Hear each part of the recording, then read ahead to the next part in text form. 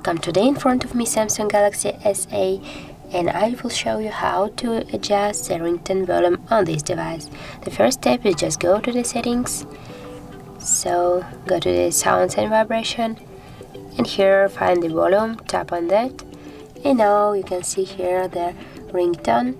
So to change the ringtone volume, just swipe with your finger on the left and to the right side, so by this way.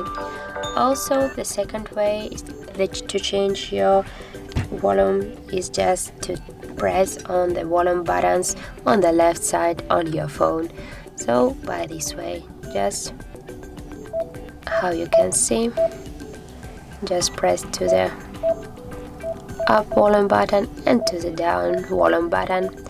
So that's how it looks.